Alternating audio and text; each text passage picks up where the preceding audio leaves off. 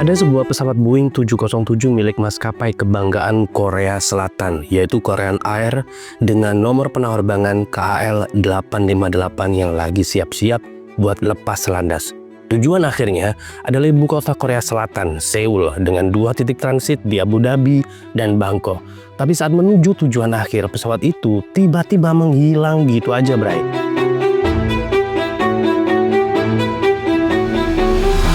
Oke, halo semuanya, kembali lagi di channel Maharu. Di video kali ini kita akan bongkar agen spesial Korea Utara yang mempunyai misi di atas pesawat.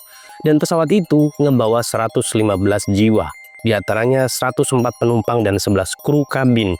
Mayoritas dari penumpang itu adalah para pekerja migran. Mereka adalah seorang kuli bangunan, teknisi lapangan, dan buruh asal Korea Selatan yang udah bertahun-tahun banting tulang di Timur Tengah. Tapi saat pulang menuju negara asal mereka, ada sesuatu yang terjadi, bray.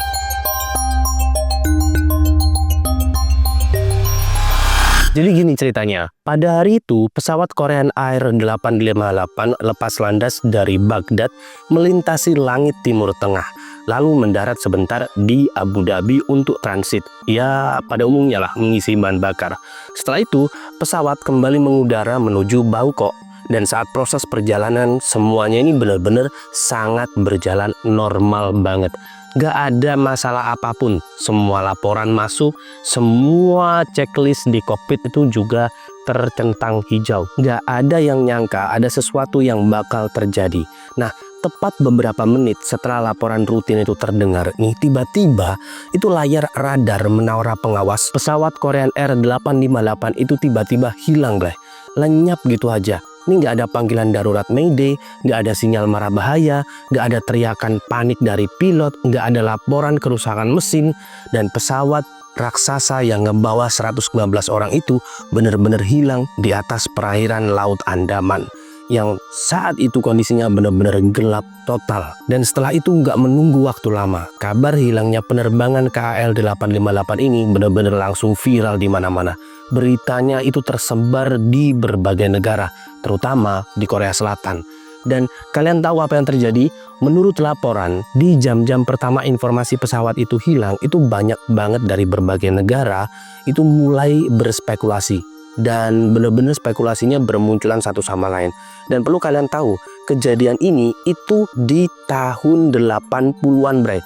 Bukan tahun 2000-an, awal 2000 atau pertengahan 2000, enggak, bray. Ini benar-benar terjadi di tahun 80-an. Yang mana saat itu teknologi pelacakan itu belum secanggih GPS sekarang. Nah, oleh karena itu pemerintah dan media di seluruh dunia yang awalnya ngira, wah ini pasti kecelakaan tragis nih, atau mungkin mesin tuanya meledak di udara, atau mungkin ada cuaca ekstrim microburst yang tiba-tiba ngehantam pesawat dan akhirnya jatuh ke laut. Tapi nggak lama setelah itu akhirnya tim SAR gabungan dari berbagai negara langsung dikerahkan buat nyisir Laut Andaman mulai dari siang hingga malam berhari-hari untuk mencari puing-puing, black box, dan juga korban yang mungkin masih selamat dan terapung di laut.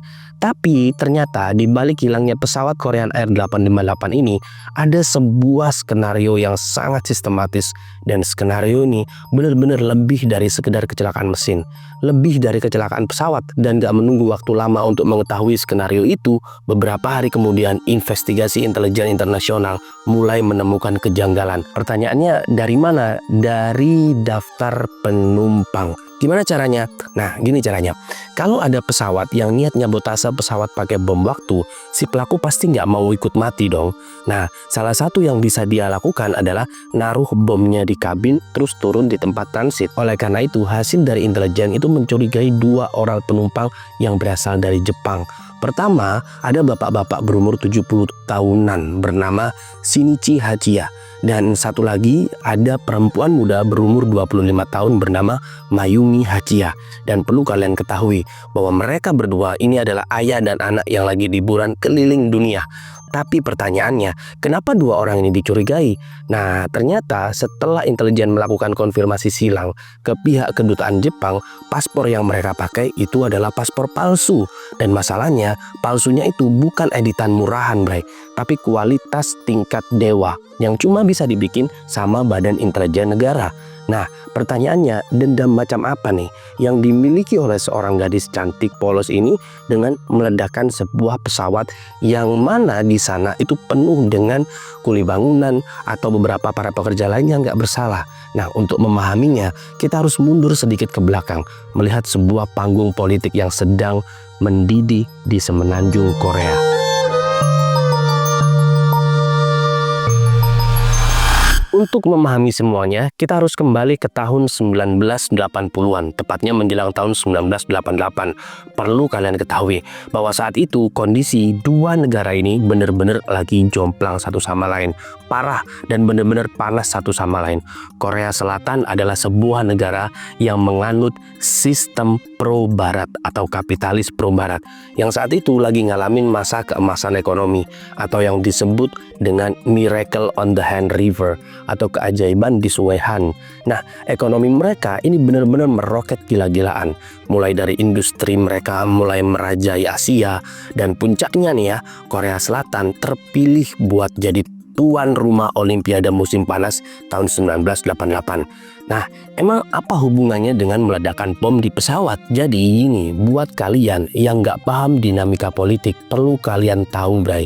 Bisa jadi tuan rumah Olimpiade itu adalah ajang flexing atau pamer kesuksesan terbesar bagi sebuah negara di mata internasional. Sederhananya, kayak deklarasi kalau Korea Selatan itu udah naik kelas, jadi negara maju yang sejajar sama negara-negara barat, sekaligus menjadi ajang promosi.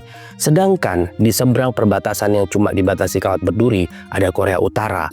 Korea Utara yang saat itu dipimpin oleh sang diktator Kim Il-sung dan anaknya Kim Jong-il ngerasa bener-bener kepanasan, bray. Mereka nggak mau dan nggak akan pernah ngebiarin Olimpiade Seoul 1988 berjalan lancar. Akhirnya Kim Jong-il ini yang waktu itu menjabat sebagai kepala operasi intelijen rahasia yang sebelumnya naik tahta jadi pemimpin tertinggi, merancang sebuah skenario di ruang bawah tanahnya. Dan akhirnya dari sinilah semuanya dimulai. Target pertama adalah bikin dunia mikir kalau Korea Selatan itu adalah sebuah negara yang gak aman, penuh gejolak perang dan rawan serangan terorisme. Dan target yang dipilih buat ngebawa pesan teror ini adalah maskapai kebanggaan Korea Selatan, yaitu Korean Air. Dan perlu kalian tahu, untuk mewujudkan misi tingkat tinggi seperti ini butuh intelijen Korea Utara yang super elit, dan yang paling penting wajahnya nggak boleh mencurigakan sama sekali, nggak boleh kelihatan kaku kayak agen militer. Nah, akhirnya disinilah seorang gadis bernama Kim Hyun-hui dipilih. Pertanyaannya, siapa sebenarnya Kim Hyun-hui ini? Jadi Hyun-hui ini itu lahir dari keluarga yang lumayan berada, bray, alias golongan elit di ibu kota Pyongyang, Korea Utara. Ayahnya adalah seorang diplomat, jadi dia pernah lah ngerasain tinggal di luar negeri sebentar waktu dia masih kecil. Nah, dari kecil Hyun-hui ini benar-benar udah menonjol banget prestasinya. Tapi potensi luar biasa di dalam gadis remaja ini itu benar-benar nggak luput sama sekali dari pantauan radar intelijen Korea Utara. Dan saat Hyun-hui ini masih jadi mahasiswa tahun kedua di sebuah universitas di Pyongyang, hidupnya benar-benar berubah total dalam waktu semalam. Jadi suatu hari sebuah mobil milik negara itu datang ngejemput dia di kampus. Setelah itu intelijen negara resmi itu ngerekrut dia. Dan perlu kalian ingat dan kalian pahami, di negara diktator otoriter kayak Korea Utara, kalau negara udah milih A, kata tidak itu bener-bener nggak berarti, bray. Paham ya? Kalau tidak aja nggak berarti, berarti kalau menolak panggilan negara itu dicap sebagai pengkhianat. Akhirnya gadis muda itu terpaksa merelakan masa mudanya, dan dari sinilah dia dimasukkan ke dalam brainwash milik intelijen Korea Utara. Saat itu dia diajari bela diri mematikan tangan kosong, cara merakit bahan peledak dari barang sehari-hari, cara membaca sandi rahasia, menembak jitu, sandi Morse, dan teknik bertahan dari siksaan interogasi. Tapi yang paling ekstrim dari pelatihannya adalah adaptasi budaya. Jadi saat itu dia dikirim buat tinggal di salah satu rumah seorang wanita Jepang yang diculik oleh Korea Utara. Nah, wanita Jepang ini bernama Yaiko Taguchi. Dia dipaksa cuma buat ngajarin Hyun-hui bahasa Jepang, budaya Jepang, dan cara bertingkah laku layaknya perempuan Tokyo asli 100%. Dia didoktrin pakai ideologi Juche. Dia diajarin buat menyembah keluarga Kim Il Sung dan Kim Jong Il layaknya Tuhan. Setelah itu dalam kelas-kelas indoktrinasi itu Hyun Hui diajari bahwa Korea Selatan adalah negara miskin boneka yang dijajah, diperbudak sama militer kapitalis Amerika Serikat, dan yang paling menakutkan otak gadis itu benar-benar dicekoki keyakinan mutlak bahwa menghancurkan fasilitas dan pesawat Korea Selatan itu bukanlah tindakan kriminal. Itu adalah sebuah tugas mulia langsung dari pemimpin tertinggi demi menyatukan kembali semenanjung Korea yang saat ini sedang terbelah. Setelah itu, setelah bertahun-tahun dia ditempa, akhirnya senjata itu benar-benar siap diterjunkan ke lapangan. Bersama seorang veteran yang usianya sebaya dengan ayahnya, gak lama dari proses doktrinasi, mereka memulai perjalanan panjang mengelilingi Eropa dan Timur Tengah hanya untuk satu tujuan, menanamkan maut yang ada di udara.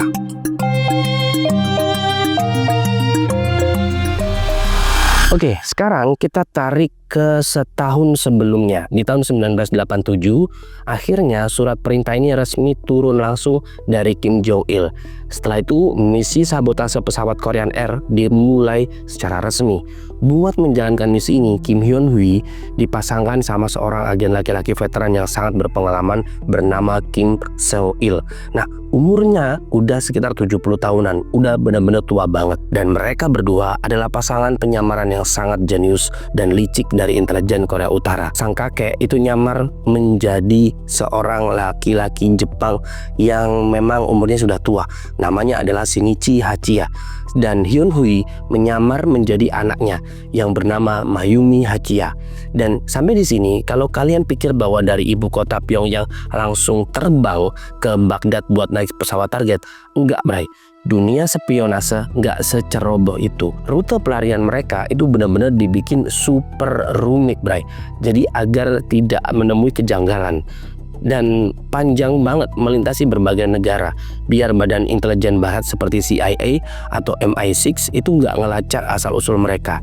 Jadi dari Pyongyang mereka itu terbang ke Moskow, ke Rusia. Setelah itu dari Moskow mereka naik kereta pindah ke Budapest, ke Hungaria, pindah lagi nih ke Wina, ke Austria, kemudian ke Beograd atau ke Yugoslavia. Setelah itu di setiap perhentian dan hotel di Eropa mereka selalu ganti paspor palsu, ganti identitas, dan nunggu instruksi sandi rahasia dari agen lokal Korea Utara yang stay di Eropa. Dan saat mereka sampai di kota Beograd, mereka ini dikasih sebuah tas jinjing oleh agen rahasia lain. Nah, isi tas itu kalau dilihat sekilas kelihatannya biasa, tapi di dalam tas itu benar-benar tersembunyi sebuah bom rakitan canggih. Senjata maut ini terdiri dari dua komponen utama. Yang pertama adalah sebuah radio transistor portable milik Panasonic. Tapi di dalam radio Panasonic ini itu speakernya udah dicabut, bray. Dan ruang kosongnya ini diisi ratusan gram bahan peledak plastik jenis C4 atau composition pad yang dihubungkan dengan rangkaian kabel dan timer yang berbentuk digital. Setelah itu bagian kedua adalah sebuah botol minuman keras kaca yang cairan beningnya di dalam botol itu sebenarnya adalah PLX atau Picatinny Liquid Explosive. Apa itu? Jadi cairan itu adalah bahan peledak cair yang fungsinya sangat vital sebagai multiplier atau penguat untuk memperbesar daya hancur dari ledakan C4 tadi. Dan kombinasi radio Panasonic dan botol minuman ini benar-benar sangat mematikan, dan semuanya dirancang khusus buat membuat sebuah lubang besar di pesawat yang mempunyai bahan metal dalam hitungan milidetik. Setelah itu dari Beograd mereka berdua akhirnya terbang ke Baghdad, ke Irak, dan akhirnya disinilah target utama mereka berdua, penerbangan Korean Air 858 yang akan segera boarding itu sudah terlihat. Setelah itu saat petugas keamanan bandara meriksa barang bawaan mereka di mesin X-ray, petugas ini itu melihat radio Panasonic tersebut, dan petugas saat itu sempat curiga nyuruh Hyun Hui buat nyabut baterai di radio itu buat ngecek apakah itu radio beneran atau bukan.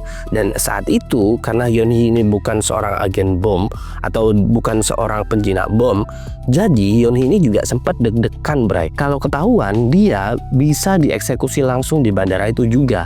Tapi agen seniornya yang Kim Seung-il yang bapak-bapak tua tadi, dia malah sok-sokan protes dan marah-marah pakai bahasa Jepang, berakting persis kayak turis tua yang gampang tersinggung. Dan singkatnya, mereka ini akhirnya berhasil masuk ke dalam kabin pesawat KAL 858. Nah, di dalam kabin yang sempit itu, Hyun-hee melihat dengan mata kepalanya sendiri. Ada banyak sekali calon-calon korban, dan setelah itu 9 jam sebelum pesawat dijadwalkan meledak, agen senior ini diam-diam memutar knob dan mengatur timer pada radio bom tersebut. Setelah beberapa jam terbang dari Baghdad, pesawatnya akhirnya mendarat di titik transit pertama, yaitu Bandara Internasional Abu Dhabi, Bray. Dan disinilah ada sebuah momen paling krusial. Saat itu, Hyun-hee dan Kim Seung-il itu membereskan barang bawaan mereka. Hyun-hee melirik sekilas ke arah tas jinjing maut yang tergeletak di overhead bin. Dan akhirnya mereka turun nih di Bandara Abu Dhabi dengan santai. Sementara bom waktu itu terus berdetik di atas kabin pesawat yang segera kembali melanjutkan perjalanan menuju Bangkok. Beberapa jam kemudian, tepat ketika pesawat itu mengudara tinggi di atas perairan Laut Andaman, timer radio Panasonic itu menyentuh angka 0. Dan akhirnya terjadi dan misi berhasil. Sedangkan di ruang tunggu Hotel Abu Dhabi, mereka segera merencanakan rute pelarian panjang untuk pulang ke Pyongyang. Tapi ada sebuah kesalahan kecil yang menjebak mereka berdua dalam situasi yang benar-benar gak disangka, Bray.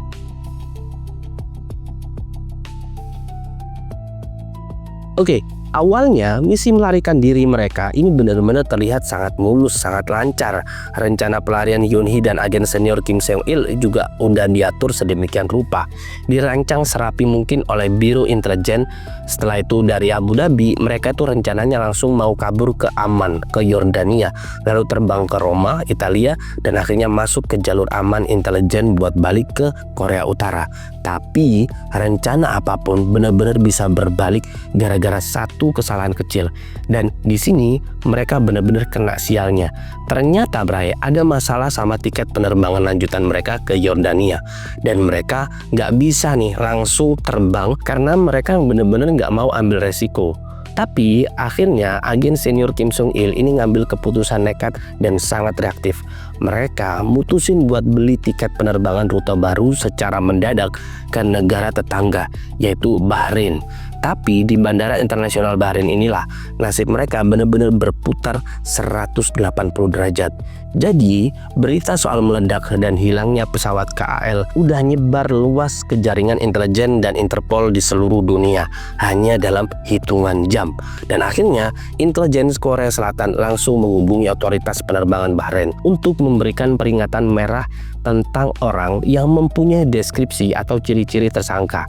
Dan saat Hyun-hee dan agen senior mau nyerahin paspor Jepang palsu mereka di loket imigrasi buat kabur ke Roma, petugas imigrasi Bahrain langsung merasa bahwa kayaknya ada yang nggak beres nih dengan dua orang ini. Setelah itu mereka berdua langsung digiring dan ditahan di ruangan interogasi bandara sambil nunggu pihak kedutaan Jepang dan agen khusus intelijen Korea Selatan datang buat ngecek identitas asli mereka secara langsung. Saat itu posisi mereka bener-bener udah sangat terpojok. Nggak ada jalan keluar, nggak ada lorong buat lari, nggak ada opsi negosiasi. Dan perlu kalian tahu, sebagai agen elit didikan Korea Utara, mereka sebenarnya udah punya aturan yang ditanamkan di otak mereka. Dan aturan itu cuma satu: lebih baik mati bunuh diri membawa rahasia negara daripada ditangkap hidup-hidup, disiksa musuh, dan mempermalukan pemimpin tertinggi. Nah, akhirnya di tengah ketegangan ruang interogasi itu, agen senior itu ngasih kode rahasia ke Hyun-hee lewat tatapan mata yang benar-benar sangat dalam. Mereka berdua itu nyalain rokok yang memang sebenarnya udah disiapin secara khusus sebelumnya. Dan sekilas semuanya benar-benar terlihat normal. Tapi kalian tahu apa yang ada di dalam rokok itu? Ternyata, Bray, di bagian filter rokok itu, tim intelijen Korea Utara udah menyelipkan sebuah ampul atau kapsul kaca yang berukuran mikro yang isinya itu adalah cairan racun hidrogen sianida. Dan saat petugas bandara Bahrain yang berjaga lagi lengah, agen tua Kim Seung-il ini langsung menggigit filter rokoknya dan akhirnya racun sianida dosis tinggi masuk ke aliran darahnya. Dalam hitungan detik, mulutnya mengeluarkan busa putih. Setelah itu dia jatuh itu tewas, Bray. Saat Hyun Hui ngelihat senior sekaligus ayah angkatnya itu benar-benar meninggal dunia di depan matanya, tanpa ragu, dia akhirnya juga melakukan hal yang sama. Tapi tepat di detik-detik krisis di mana kaca itu nyaris pecah nih ya, seorang petugas polisi itu benar-benar langsung refleks dan langsung mendorong Hyun Hee ini. Dan sadar atau tidak, akhirnya mereka langsung jatuh berdua. Setelah itu Hyun Hui tersadar beberapa hari kemudian di rumah sakit Bahrain. Saat itu dengan posisi tubuh terikat dan dikelilingi oleh polisi yang bersenjata lengkap. Dan saat fisiknya dinyatakan pulih, dia ini diekstradisi atau dipulangkan paksa ke negara Korea Selatan. Nah, menariknya, saking kuatnya doktrin itu, dia bahkan sengaja nggak mau ngomong pakai bahasa Korea saat diinterogasi. Dia tetap pura-pura menjadi cewek Tiongkok yang tinggal di Jepang. Tapi Bray, yang nggak disangka di sini, agen intelijensi Korea setelah itu ternyata pinter banget ngebaca psikologi tawanan. Mereka paham kalau cewek ini adalah korban cuci otak kelas berat. Jadi mereka sadar kalau nyiksa fisiknya nggak bakal dapet hasil pengakuan apa-apa. Jadi, agen Korea Selatan melakukan pendekatan yang berbeda. Tahu gimana? Jadi, agen Korsel itu malah ngebawa Hyun Hui ini masuk ke dalam mobil dan ngajak teroris ini buat keliling-keliling jalanan kota Seoul di siang dan malam. Dan di dalam mobil, Hyun Hui ini itu mengalami apa yang dalam ilmu psikologi disebut sebagai cognitive dissonance atau benturan realita yang paling menyakitkan dalam hidupnya. Nah, dia sama sekali nggak ngelihat anak-anak gelandangan yang kelaparan di pinggir jalan, kayak yang diceritain guru indoktrinasinya di Pyongyang. Semuanya benar-benar berbanding terbalik detik itu juga. Dan yang paling menghantam dia atau yang paling memukul dia adalah dia melihat orang-orang Korea Selatan yang berpakaian rapi, tertawa bebas, berpegangan tangan, dan hidup sangat makmur, damai, dan juga merdeka. Jadi singkat cerita, Hyun Hui ini akhirnya sadar, bener-bener sadar seutuhnya. Dia sadar kalau selama ini dia itu cuma dibohongi oleh pimpinan yang dia sembah layaknya Tuhan. Dia sadar kalau aksi ngebom pesawat itu bukanlah sebuah revolusi suci buat nyelamatin rakyat Korsel yang menderita. Aksinya itu murni aksi terorisme, sebuah pembunuhan massal yang cuma buat muasin ego atau rasa takut seorang pemimpin diktator Korea Utara. Dan setelah itu di ruang interogasi dia benar-benar menangis. Dia berhenti pura-pura jadi orang Jepang atau Tiongkok dan dia akhirnya menggunakan bahasa Korea dan menatap para agen Korsel sambil mengucapkan satu kalimat yang benar-benar mengakhiri drama pelariannya. Maafkan saya pantas dihukum dan saya akan menceritakan semuanya kepada kalian. Tapi ketika hukum pidana harus ditegakkan, Korea Selatan ini benar-benar mulai merasa bingung. Akankah negara demokratis ini mengeksekusi seorang pembunuh atau justru mengampuni sebuah senjata manusia yang otaknya benar-benar telah dibajak paksa?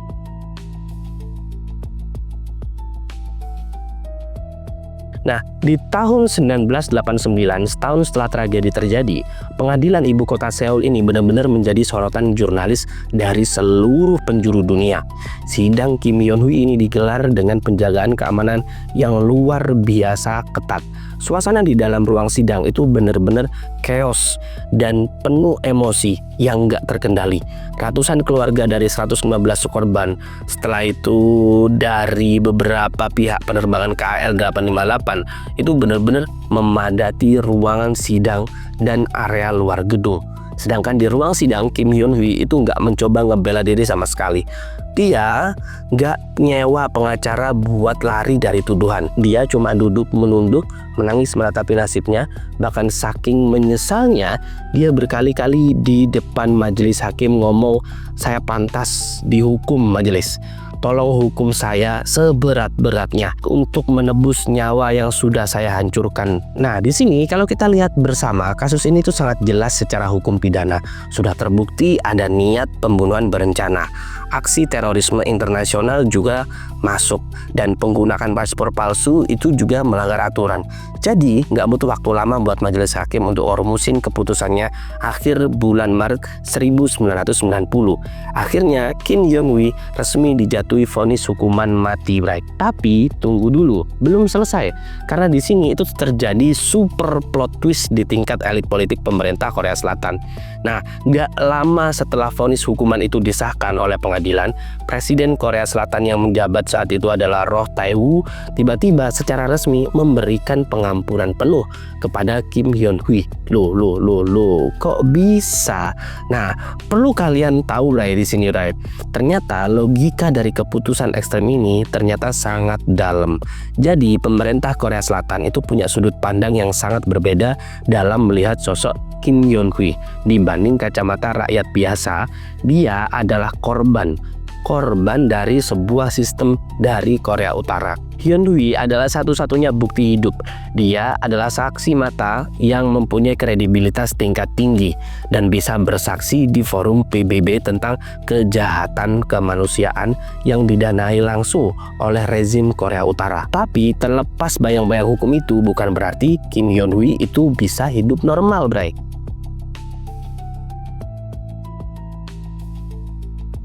Setelah diampuni dan resmi dibebaskan dari hukuman di Korea Selatan, hidup Kim Hyun-hui ini berubah total. Di satu sisi, dia mendapat perlindungan penuh dari pemerintah Korea Selatan. Tapi di sisi lain, dia juga menjadi target utama rezim Korea Utara karena dianggap sebagai pengkhianat. Bahkan karena ancaman itu sangat serius, pemerintah Korea Selatan sampai ngasih dia pengamanan intelijen selama 24 jam. Dan akhirnya, kehidupan Hyun-hui ini benar-benar jauh berbeda. Dia jatuh cinta dengan salah satu agen intelijen yang ditugaskan untuk melindunginya, dan keduanya kemudian menikah secara diam-diam dan dianugerahi 2 anak. Setelah itu, sebagai bentuk penyesalan dari perbuatannya, Hyun-hui menulis buku yang berjudul Tears of My Soul, yang di dalamnya menceritakan tentang perjalanan kehidupan atau kisah hidupnya pribadi yang sampai saat ini sebenarnya juga menuai kontroversi. Dan sebagian warga Korea Selatan percaya bahwa pengakuannya cuma rekayasa saja. Akibatnya, Hyun-hui beberapa kali harus muncul di hadapan publik untuk menjelaskan kembali kisahnya dan menyampaikan permintaan maaf langsung kepada keluarga korban. Tapi belakangan fakta baru dimulai. Pada tahun 2020, sebuah tim jurnalis investigasi dari MBC Korea Selatan melakukan pencarian di Laut Andaman menggunakan kapal survei, teknologi sonar, dan robot di bawah laut. Dan berdasarkan perkiraan lokasi jatuhnya pesawat di kedalaman sekitar 50 meter, mereka menemukan puing-puing pesawat yang bentuknya sangat mirip dengan Boeing 707 milik Korean Air. Setelah itu, lebih dari 3 dekade menjadi misteri, bangkai pesawat Korean Air 858 akhirnya diduga berhasil ditemukan di dasar laut.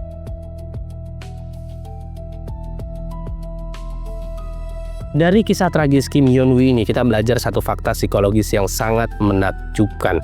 Betapa rapuhnya akal sehat dan empati manusia kalau udah dihadapan sama manipulasi informasi, indoktrinasi ekstrim yang terstruktur sejak kecil oleh penguasa. Dan yang nyesek lagi, dalam setiap peperangan ada sebuah ideologi antar negara, antar penguasa, yang akhirnya yang jadi korban selalu rakyat kecil, Bray. Sekarang, menurut logika dan rasa keadilan kalian sendiri, apakah Presiden Korea Selatan waktu itu mengambil keputusan yang tepat dan bermoral dengan mengampuni Kim Hyun-hui dengan alasan dia cuma alat yang dicuci otak demi membongkar kejahatan Korea Utara? Atau sebaliknya? Nah, jangan lupa buat like, share video ini ke teman-teman kalian biar mereka makin aware sama bahayanya brainwash di luar sana ataupun hoax ideologi yang menyesatkan.